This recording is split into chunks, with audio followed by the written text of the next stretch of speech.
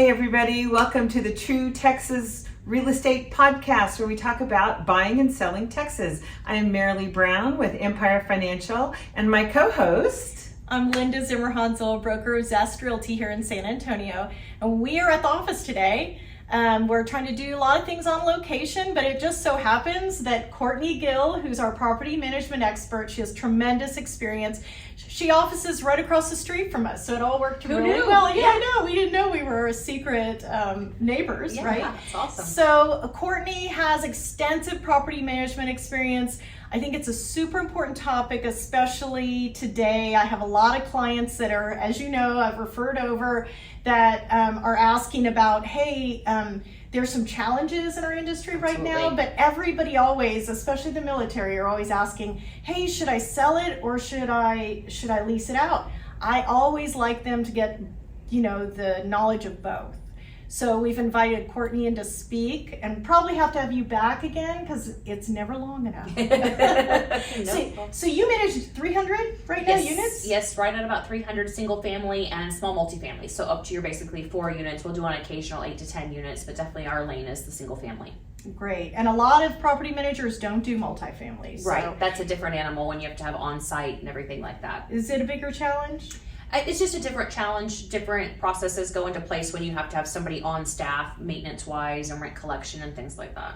Can you talk a little bit about the choice that people have to make? Oh, should I sell it or should I buy? Of course, the market's always different, right? In today's market, what we're seeing is higher interest rates, right, Merrily? Mm-hmm. A little higher interest rates, and that puts just when people are buying, especially I've got a young man and he's thinking about investing and he's looking at how much his mortgage is going to be, then how much the rent's going to be. What are the challenges when you're giving people advice on whether they should sell or rent? The biggest thing we're seeing is that just lack of cash flow. So if they've taken out a mortgage in the last 18 months, typically their interest rates are over 5%, so the market rent isn't covering their mortgage payment. And for most people, cash flow is a huge priority, right, when owning an investment property. I try and tell them it's like your 401k. You have to put money into it to see the rate of return, and with all this period may be a $200 or $300 a month hiccup. In the long term, you can always refinance the property. We're also seeing now with more and more people unable to sell that they're turning them into rental properties. So we're seeing, like in one neighborhood, 8 other houses that are competing against. So we're just having to get more aggressive in our marketing and our tactics, make sure our rental properties really stand out and shine against the competition along the way. Great. Now, and that's really a really unique advice that I haven't heard a lot before, but it's so smart, right? I mean, it's another place to put your money. Mm-hmm. Absolutely. It's like putting it in your 401k or the money market or this, that, and the other. And when interest rates change, they can refinance, right? Merrily, how hard is that? Oh, very easy. And it's much cheaper than buying a rate down right now. So, yeah. So it's something to consider. Oh, yeah, absolutely. We're going to get into some, I'm sure you have some great stories about property management, but to reassure people, I'll get people scared to be a landlord. Can you reassure people how important it is, really, number one, not to be, not utilize a management company? I mean, I always discourage my clients from doing that because they're not experts. Can you tell us why that's so important? I believe completely what you're saying about being an expert. We've been doing property management for 23 years, and I tell people this is what I eat, live, and breathe. So I'm up to date on all the Texas property codes, all the changes at the local level that are being made on ordinances. A lot of short-term rental registry changes have been happening, just even in San Antonio and surrounding areas. The other thing is I take the emotional approach out of it. What that means is, for most people, this is their single largest asset. This is where a baby was born, a marriage happened, a divorce, something is emotionally tied into this house. A lot of times when people try and self-manage, they let that emotion come forward, and so they have a very hard time enforcing the lease when it comes to late payments. They tend to want to make it, well, this happened and this happened. For me, this is a job, and I explain that to both the tenant and the owner. This is my job, and my job is to enforce your lease and to know the rules and regulations around it. So let me do that and stay in that area. The other thing about owners self-managing a lot of times is they run out of time during the day. They're human beings, right? So it becomes a low priority, and something that's minor, like a minor faucet leak, becomes a flood because it fell off their radar, or they just didn't have time to get to it, or they don't know the resources, right? They no longer live in San Antonio. Who's a good handyman or a plumber? 23 years, 300 properties. I got somebody for everything, whether it's a gate repair, AC, and we're always passing along those discounts. So I tell owners most of the time, you actually save money going to the property manager because we're doing a volume business with these vendors and you're getting the benefit of that savings. I have to agree with that. And you know, if you've ever tried to lease out your own property, you would know in an instant. My oldest daughter didn't listen to mother's advice and she was in Oklahoma and she's like, sure, I'll rent it. I'm just going to do it myself. And I said, that's a bad idea. And she's very successful. She's pretty tough in her job. And I said, but your very first house that you ever bought, that your heart's still attached to, is going to be important. Right. So sure enough, she gets these applicants and she calls me, she goes, Mom, I picked one. It's perfect. It's this, a young lady, she has her mom who lives with her who's partially disabled, and they're going to rent it, but they've asked for $100 off the lease. And so red flag number one. And she says, and she works 2 jobs to try to make it. And so Christina, and I really like them. I said, first of all, don't come down in your rent. What you're asking is worth it. And number 2, how are you going to be able to evict them when you loses the other job? Or she runs off with the boyfriend and then the disabled mom is there. Right. And she said, oh. And she thought about it for a minute, and then she got a property manager because that was just too tough. Plus, the other thing is people don't realize, like figure out what you make per hour in your job, right? That's a great point. And you probably paying you is not as expensive as people think, and it's going to be a lot cheaper because you're going to have to find out from square one all the different changes. You're going to have to research that. That's beyond the emotional level, right? It doesn't make financial sense. Well, and not only that, where we come into play is at the end of the year for your tax purposes, we're providing you a cash flow statement so you can see how much rent that came in, any expenses against it. So you're tracking all of that for Schedule E write-off purposes. And you're just basically having a trusted professional, just like your 401k. You have a financial planner, same concept with this asset. Exactly. What are some stories that you can kind of tell us, like anecdotal, that you can tell us where it's been, something good to share that might be illustrative to the audience? So very young in my career, I'm a 2nd-generation realtor, and I had just had my first daughter, so this was 15 years ago, and my mom had sold me the property management company, so I had inherited this book of doors, and I noticed this big house, the most expensive house we had in management. They were paying $3,500 a month in rent, didn't pay rent. So long story short, we go through the eviction process, which was eye-opening for me on my first time around, and we go to do the eviction itself, which is called the writ of possession, where we get the sheriff in to lock them out. And all of the paintings I noticed were on the floor and all the backs had been ripped off. And I'm like talking to the sheriff, I'm like, I don't understand, why would you rip all this artwork? And he just looked at me and he goes, oh, you must be new at this. And I said, I am. I'm like, I'm very new at this. And he said, oh, that's where they hide their money and their drugs. And I was like, oh, okay, welcome to property management. So that was definitely an eye-opening experience. I also had some tenants who went out of town. They installed a brand new washer and dryer, went out of town, and the hot water on the washing machine ran for 3 weeks and flooded former David Weekley model home. And we had to do about a $250,000 renovation on that property, move them out. My owners were in Australia, so coordinating all of that, getting the house back to the condition it was. And so no, it's not just, I think a lot of people think property manager, oh, you're just collecting rent and then you're collecting, it's like, no, you're managing all the pieces of the move in, the move out, repairs, insurance, all of it. We really try and make sure we're providing not only great customer service, but then also added value. So when it comes to things like protesting property taxes, helping them coordinate that. Oh, that's fantastic. Yes, we aligned with the company this year to offer them that, making sure their insurance coverage is up to date and correct with the flood and all of that variety of things. So really kind of being the hub for everything they need regarding a property. Right, and also I know personally you're involved in our trade organizations. Absolutely. Which is really important as well, because then you're kind of tapped into the lobbying efforts on behalf of property owners. Yes. And specifically folks that own second homes and homes that they rent out. So we have a big population here of military, Absolutely.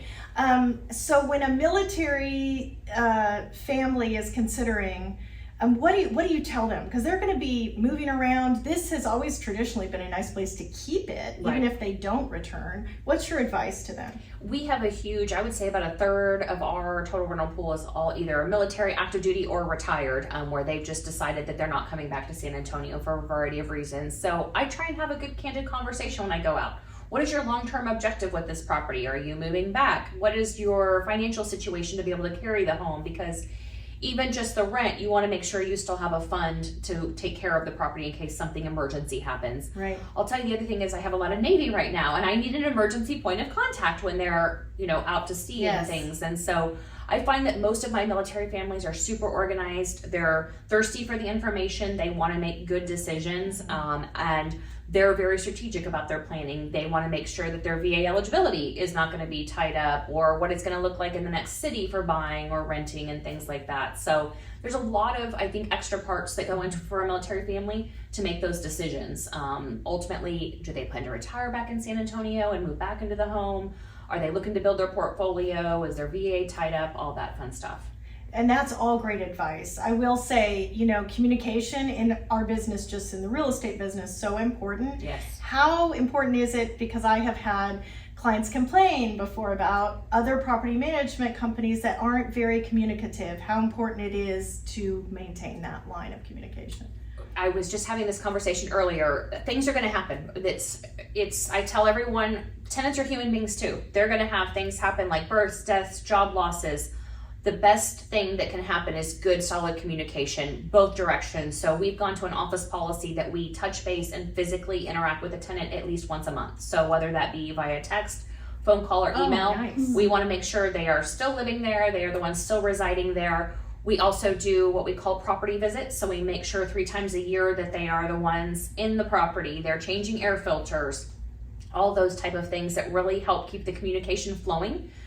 Doing this 23 years, you can generally get a vibe in a house if they're taking care of it, what's going on in their lives, get ahead of, they're building a house, they're not going to renew. Those little tidbits that they tell you when you're in a good active communication situation with them. For me, with our owners, I depend on our owners to be our referral source. I don't do any type of marketing. And so I tell my owners, my sole focus is to take care of your asset. In return, if you could refer me to friends and family that are like you, that will allow me to continue to make my focus on maintaining your property, not going out and marketing or cold calling or anything like that. So to me, communication is king, but then I reap the benefit of it. Absolutely. It goes both ways, Absolutely. right? I mean, it's a win-win. So now, if somebody's out there, and I know a lot of you out there are thinking about it, because I have a little tiny group of investor wannabes, I want to call them. So and maybe there's not a standard advice for you from your side of the aisle, but what do you recommend if somebody's just wanting to get into buying some investment properties? What do you recommend? Does it matter on the person? Does it buy small, single family, or if they have enough money, is it better to go in and buy a fourplex or a duplex? What do you recommend? Right now, I have about 5 investors that are all going in and they're all doing new construction. They're finding that for them, they just want to go ahead and buy a property that they know that the next 5 to 10 years are going to be pretty low maintenance. We may have to do some carpet or painting, but they're not going to be something where the foundation or the water heater or the AC. And so we're strategically buying 3 to 4 bedroom properties, newer construction. We're buying a lot on that 35 corridor just because that's the fastest growing corridor right now, I believe, in the state per zip code. And so those investors have a long-term history. We've bought older homes, and I just always remind them this is a long game with the older homes. We're going to have to be providing things, especially that kind of 10, 15, 20-year marker. AC start going out, roofs, water heaters, all of that. So there's an argument on the older homes that there's a lot more diversity in the pricing that you get, just because one neighborhood may not be updated when, you can get a lot more range in the rents. I personally love older homes. I've lived in Chavano Park and Olmos Park, and so I love that. But definitely I would say stay with what you're comfortable with and make sure that you have a long-term plan for repairs, whether it be because the home is older and needs it or because a tenant doesn't take care of it and you need to have a paint or carpet replaced or things like that. One of the conversations I've been having a lot is, if this is a long-term asset for you, where are you at with the flooring? If you plan to keep this house for 15 years, let's put a solid surface in now that's going to last us instead of just continuing to replace carpet. Absolutely. Super smart. Now with the new builds, do you recommend, because everybody has an eye on obviously the asset, right? And are you ever worried, or do you ever give advice on, hey, don't buy a brand new house in where there's eight other new builds, or do you do anything like that, or most people keep it, 8 years? Is that an average? Or it's come down over the last couple of years with COVID. Well, and because the market had spiked so much dramatically, and so because we saw this huge swing in a market boom, I could usually tell people, oh, this owner's going to keep it 5 to 7 years, and then during COVID, when prices went through the roof, people were selling more and more. So we try and be strategic and make sure that at the time an owner buys in a community, there aren't 8 or 9 other rentals, or we're not competing against ourselves. I have one client that has 7 in the same community. So sometimes we compete against ourselves, but it was a great deal in a bulk, and she knew she was in it for the long term. And so it just really depends on the community, and a lot of the builders are also monitoring how many investment properties are being purchased in the community. So there's just a different dynamic that goes into all of those decisions. And do you do short-term rentals? I do not. Okay, but you're tapped into knowing what's going on with them. Correct. What's the wave? Because there's a lot of misinformation out there. So we at Savor have done a lot of lobbying efforts to make sure that owners can continue to have short-term rentals. They are going to, the strike force team has been out in full force, making sure that repairs are being done, but then also that there are no non-registered actors on those short terms. So they're going through. What's that mean? Short-term or bad actors? No, yeah, the actors. What's that mean? Just that people who aren't licensed to do it. So short-term rentals do require a permit through the city. And and with that, it's very quickly easy to go on to like VRBO or Airbnb and see who's not registered. And so is that just in the ETJ of San Antonio? Yes. Or because like I have, I've seen a lot more out in the Canyon Lake area. Correct. So is that under that jurisdiction? No, and like Fredericksburg had a big short-term rental registry. City Council, they did a 700-page study about the excess noise, the garbage that it was causing, and things like that. And so Texas Realtors got involved in that to make sure that private property owners have a right to do what they want with their property within reasonable limits, right? To make sure that it isn't destroying a community. A lot of them have restrictions on boundaries. So they'll say you can have 1 short-term rental for every 10 permits. Well, that doesn't work in a scenario where you've got all riverfront property, right? So then one person holds the dominant permit for however many years. The other thing I was reading the other day is San Antonio took one of the hardest hits on the percentages of Airbnbs being rented out. I think we were down almost 20%. And I know I've been on 3 appointments in the last 30 days where people had them as Airbnbs and then they're not getting bookings, and so they're like, we need to come up with solid rent. It's great if you're in a very specific pocket, I think, of San Antonio, close to Fiesta, Texas, or SeaWorld, or something that's drawing someone from out of town. But I think the days of your traveling nurses or post-COVID are a little bit down. And just not seeing the kind of movement.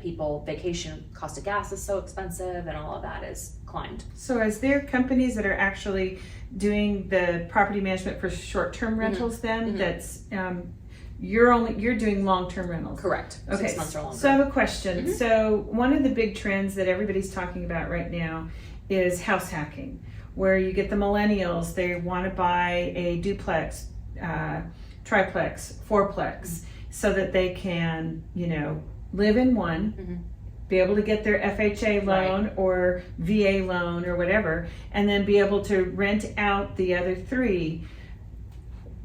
Where I'm seeing that these people are just, they're buying it and then they're just struggling. Right. This would be a good instance where they could buy this and then have you manage the other 3 units. Right, or the other 2, or however. I just recommend it. I mean, referred Courtney for somebody in this situation who lives on the triplex property. I probably have 2 handfuls of clients that are looking right now for that type of situation. What do we have in the market here for, millennials who are wanting to go ahead and do that? I have a lot of people calling me from California that said, hey, we want to buy a fourplex. What's the market look like here in San Antonio? I will tell you on the fourplex front, what I'm seeing is we either have a lot of older units that were near downtown, or we have areas that have been backfilled. Where I always get a little nervous is some of these streets that become backfill streets where you'll have 10 fourplexes all in the same street. It becomes a challenge to raise rents, because if this fourplex over here is only charging $1,500, very similar, interior features, and you're trying to get $1,800, it's hard when you've got 10 all on the same street. And good point. I've got several of those where we end up rent locked based off of what everybody else is doing in the community. And so the other thing is it's very hard to stay non-personal. And I tell my homeowners who live in one side of a duplex and the other, and I'm like, you do not own it. You need to say you are a tenant just like they are, because otherwise they will knock on your door. And if I'm enforcing a late fee and they're not happy about it, they're going to want to have a conversation with you. And then you're stuck, having to deal with it, which the whole point is you've hired somebody to, hand it over. Absolutely. It's super valued. So you're recommending if somebody's just going to buy a single fourplex, probably get out of one of these developments basically and buy something that's standalone. Right. If you can. Those are harder to come by just because the cost of construction has gotten so expensive. A lot of the backfills are a little bit more common right now. We just also don't have a big builder pool building those multifamilies in San Antonio. And so it's unfortunate that we're not seeing much of that. And because land here is still fairly inexpensive, most people are opting to do the single family route. The other thing about multifamily is, and I have this because I have a sixplex down in Alamo Heights, we dropped rent on one unit because it's been vacant now 60 days. And then all the tenants called me and said, I want what that rent is. Oh, wow. Mm-hmm. Ouch. And my owner's like, how'd that happen? I'm like, well, I'm doing my job. I'm marketing the property. Right. And so I'm sure they got an alert on some tracking, system that they have. And so it becomes a challenge on how to navigate getting more rent, in my opinion, in those scenarios. So I know for the last, years and years, we've had very low vacancy rates. Mm-hmm. What's happening now with kind of the change in the real estate market, which I know affects the rental market? So traditionally, April through August is our busy season. We schedule all 300 of our leases to come up during that because it's PCS season for the military, school. Owners that decide that they want to sell, they want to usually get listed in the spring, early summer portion of the year. We now are taking the largest group of homes ever into the winter that we've seen. Typically, I may have less than 5 rentals available this time of year, and I'm carrying almost 15. Typically, these are rentals that either came into the pool late, were referred to us, or whatever the reason may be. Sure. All of these that I have all come on in the last 30 days where they tried to sell their home over the summer, didn't work, and now they've decided to rent it out. So I definitely think that the next, I heard the other day say survive till 25. I definitely think the next 60 days is going to be very telling through the end of the year. Next year's an election year, which always has an impact on the market. Interest rates obviously will drive more people to rent. Comment will also drive more homes into the market, so to speak. So that makes sense. I survived 2008. I only have about 15 gray hairs from that. So I definitely think people always have to have somewhere to live. And so at the end of the day, real estate over any 10-year period has always shown appreciation. So if you can hang in there, buy when the market maybe feels a little less comfortable, and then hold the asset would be my recommendation. Was it John F. Kennedy who said a recession is a horrible thing to waste? And so I definitely think next year we'll see some of that, but just really get out there and buy the assets when you can. Yeah, there's always silver lining. Absolutely. Every cloud, for sure. Right. I know that a lot of people listening will be folks that are probably a little bit away from being investors or being able to rent out. So they're going to be the renters. Yeah. What advice do you have to them? They can read all day, you're supposed to have 3 times the income and all of that, but what's good advice to them? Here's what you look for typically in a good tenant. What I look for in a good tenant, so it kind of used to be the 3 times the rent. Now we're kind of seeing more of the trend of 4 times the rent just because the cost of living has gone up so much over the last couple of years. I do have a mortgage background, so I actually can look at a credit report and make good common sense decisions. A lot of times they just put it into the system and it spits back a yes or no. Right. Whereas with us, I'm willing to have a conversation of, okay, these were medical, there's something to this story. Being open and honest with the property manager off the bat. If I have to dig and find something out, it's probably not going to end well for you because I'm going to already start off on the footing of I'm not trusting you of this situation, and I'm giving you somebody's largest asset, right, for 12 months or 18 months or however long. So the more open and honest and candid you can be, the more information you can provide up front. If I'm having to chase you for bank statements or paycheck stubs, I'm typically thinking I'm going to be chasing you for rent. So it's really just a mindset, right, of the situation. So on your qualification for a renter and having that you have a mortgage background, what's the difference between qualifying for rent versus a mortgage? In the last couple of years, I had people coming to me and say, I can't qualify to rent a house, but you're qualifying me to buy a house. So is it tougher? Post-COVID, so before COVID in 2019, I would be able to get somebody evicted the same month they were late. And now post-COVID, we're seeing 90 and 120 day turnaround time. So a lot of my owners have become a lot more concerned about credit income. A broken lease is a very, very tough objection to overcome. So I encourage anybody who has to go down that path to really make sure you've exhausted all options before you break a lease along the way. So typically on bank statements, I'm seeing on the self-employed front, right, where they just haven't filed tax returns or something like that. I do probably tend to look at an application more overall because of my mortgage background, looking at paycheck stubs, making sure that they truly are still employed. Verification of rental histories have become very important to us, making sure that they're filled out, they're with an apartment complex or somebody who's monitoring that. We're actually about to launch where we're going to report to their credit report for them. So it'll help them build credit, but it'll also help take some of the weight off of us filling out updates and things like that. Oh, see, I love that. But and just for people to know that you actually are looking at it holistically versus just, okay, that's the rule and that's the rule and that's the rule. So, and everything changes as we just talked about. It's fluid. Right. The property management market is similar to the real estate market. I mean, it is part of the real estate market, so it just absolutely changes over time. But I do love that you look at it, with the whole picture. One of the other pieces of advice I would give somebody who's looking for a rental is ask your friends and family who's their property manager, who do they enjoy, because I can have great customer service for an owner, but you also want to make sure that customer service and communication happens for a tenant. If somebody's AC is going out at 4:00 on a Friday, are they responding? And so, you may not love that house, but if you're going to get good communication from the property manager and repairs are going to get taken care of, it may be worth it to take, a house that is maybe a little smaller than you want to be in, but that if something goes wrong, they're going to be in it for the long haul. Make sure that they have staff, all that kind of setup. And for those that are actually agents looking and thinking, what do you look for in somebody who's a good property manager? What makes a good property manager? Communication. I mean, I have a coach who we were talking about, and I always say every month I have an opportunity to impress or let down everybody, my owners, my tenants. So it is a constant, my stepdad teases it's a constant option period, but it's, he's a realtor as well. And so he's like, you're just constantly in an option period. And I'm like, I constantly have the opportunity to show my value. And I also have the constant. And so we have a team, I have 4 on my staff. Everybody knows that customer service, even if we have no answer, you still got to get something out. The answer is, I don't have anything for you, but I'm working on it right now. I love that. Because some of our owners are overseas and the repair exceeds a certain amount and I've got to get approval. Just something so they don't think that they're forgotten about. People are actually very patient if they know what's going on. I find that people will give you a lot of grace if they understand that you're working on it, you haven't forgotten about them. It gets hot in Texas, we get it. And so I had a repair come in Friday on an AC and we had somebody out there within 3 hours. That's not the norm, but we just try and say, hey, we've got 3 to 5 AC companies we work with. We'll try and get somebody out there as quickly as possible.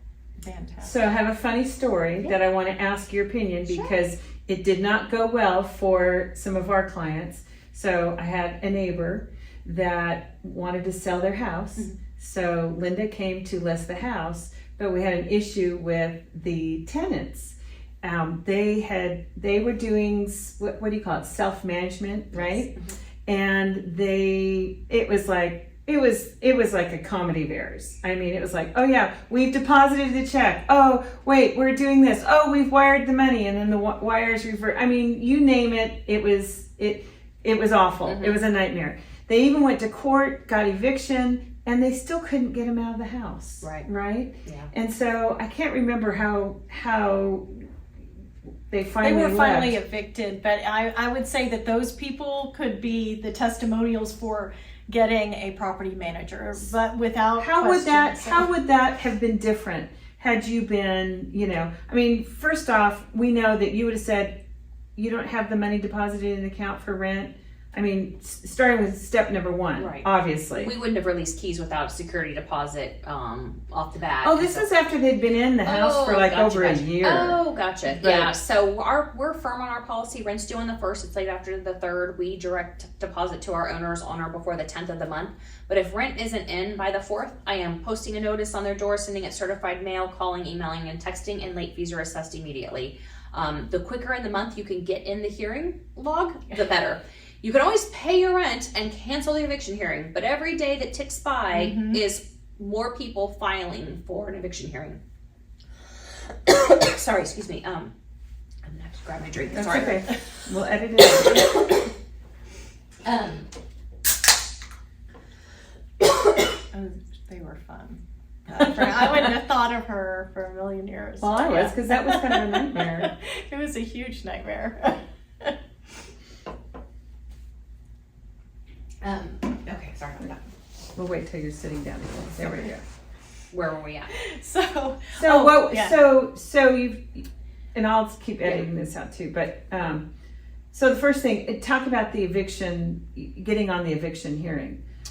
So you file with whatever JP court that the property is located in so that you immediately get a hearing. You have to do a notice. First stop would be a notice of the eviction or a notice of non-payment of rent. Nowadays, you do need to serve it multiple ways. It used to be in the old days, you could just do it one way, and now you've got to do it multiple. So we send everything certified return receipt, make sure that it's documented. That way it's not only was it through the email, not only through the call and text, and then from there you can file with the JP for your hearings. So typically those hearings are about 4 to 6 weeks out. The JP courts are working on getting caught up, but they're JP, what's that mean? JP? Justice of the Peace. Okay. Sorry. Yes, Justice of the Peace. And so each precinct runs a little bit different of a schedule and different dockets. They were still doing Zoom hearings as of earlier this year, but they're trying to cut them down to now in person just because Zoom takes so much longer. And they were giving people all kinds of lenience of, oh, you can't show up here, what about this date? And it would just drag out and drag out. So I definitely think the courts are caught up post-COVID. They're making big strides and steps to get them through the process. I definitely think that the best thing you can do though is get in front of it. It's $250 typically per precinct, and so it's worth it to get in line. So what happens once you get that and they say, yep, they're evicted? So they have 5 days to appeal. We are seeing the highest number of appeals we've ever seen. They have legal aid now for the tenants for free outside the hearings.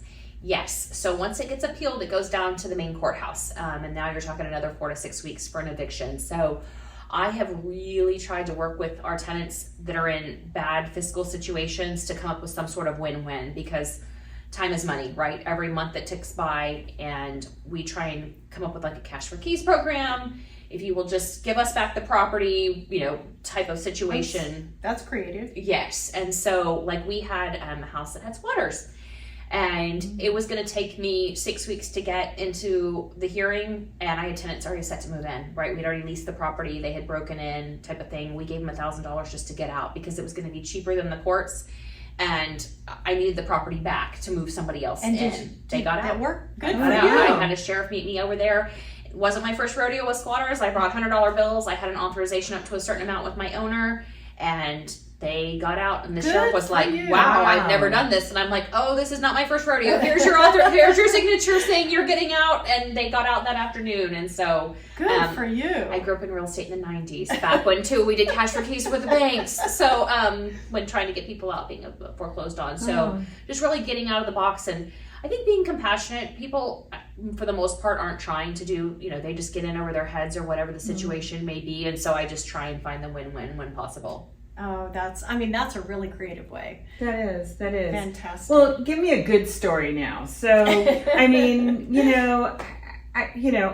let's just say, I've decided I'm going to go off to the Virgin Islands and retire in my dreams, and I want to go ahead and have you rent my house. What's my first step? What am I going to do? Typically, visit with you, send you information on our services, also kind of what's happening in your community with the property, and then come and take a look at the house and let you know if there's anything I think long-term strategy-wise would make sense to do now versus later, and then discuss what it would look like renting, you know, how much you should be able to get in rent. A highlight to a story is I have an owner I've managed for 15 years. We managed 3 of his houses, and Paul has not seen any of his houses in 15 years. And he called me last week and he said, I forget I even have them. He goes, you make it so easy and so hands off. And so we have done updates on paint, carpet, AC units, roofs, you name it for him along the way. And so a good property manager will take all of the worry off. You just want to have that trust-based relationship. I've always said if I didn't want to have you in my home for dinner, I don't want to manage for you, because it's such a good trust communication-based relationship to make sure that you know I'm going to take care of your house and you're going to want to take care of your asset as well. So I think okay, you're my girl. You're my girl. When I end up leaving for either Vegas or Virgin Islands, yes, absolutely. Yeah. So how can we find you? And we'll put all your contact information down below in the show notes. But tell us what's an easy way for us to absolutely. find Our you. office is 210-930-4440 or the gsgteam.com. We're also local San Antonio, right across the street. So come stop by and visit us anytime. Did you say you have a website? Yes, the gsgteam.com. Okay, great. Thank you, Courtney, Yes, so much. absolutely. Thank you. Really appreciate It was you great. coming, and I mean, we'll probably do part 2 with Courtney later because there's so much. We could probably talk a week, but anyway, all right. Thanks for joining us, everybody. Thanks so much, everybody. Bye-bye. Don't forget, subscribe to our podcast. We are on YouTube and we are on iTunes and all those other fancy places that I can't think of right now. But make sure you subscribe.